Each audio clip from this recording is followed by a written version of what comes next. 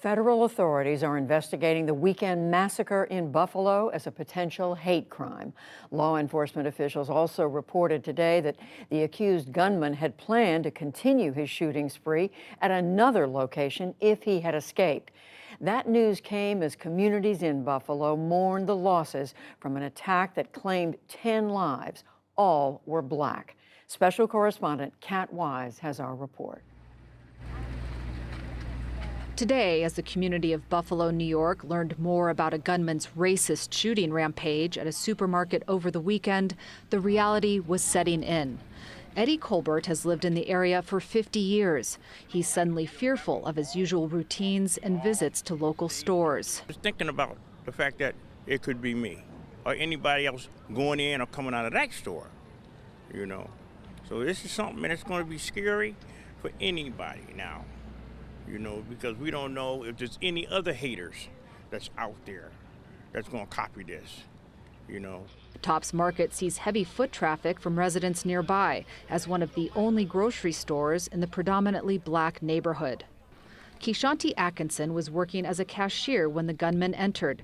She hid in a conference room and is still reeling from the experience. During the incident, I was scared because I didn't know if he was gonna find us and just shoot us, and I didn't know nothing.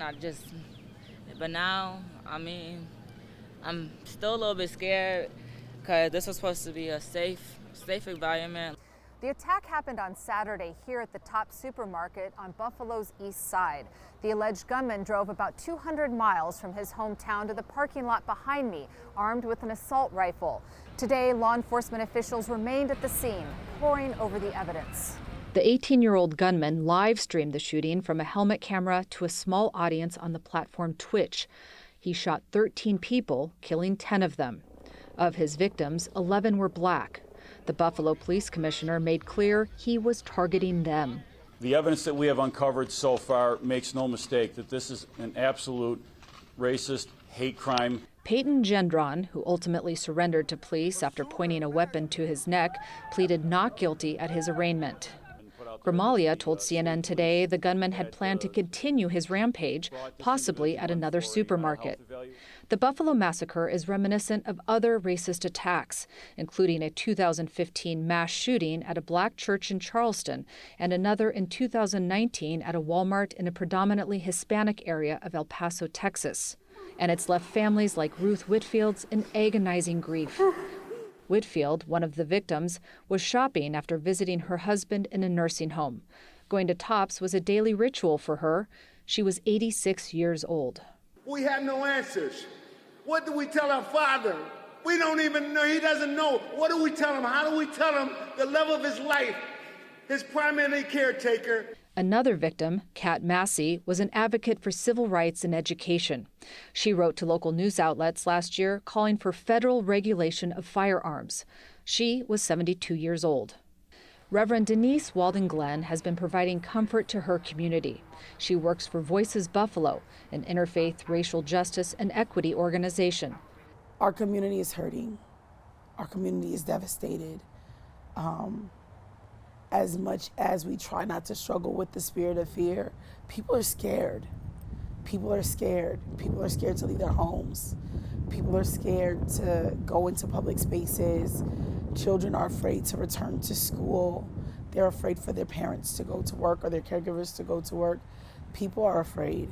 Officials say the gunman subscribed to a racist ideology known as the Great Replacement Theory that's made its way from the fringes of the internet into mainstream discourse on the right. It's a belief in the false theory that there's a plot by non-white people to replace the power and influence of white people.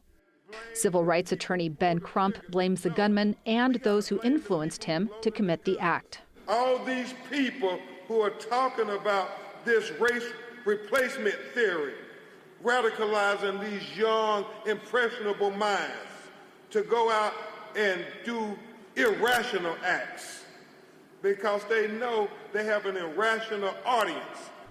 Police were called to his high school last June after he made threatening remarks. But after a brief mental health evaluation, he was free to go.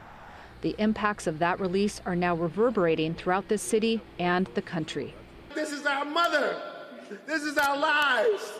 We need help. We're asking you to help us. Help us change this. This can't keep happening.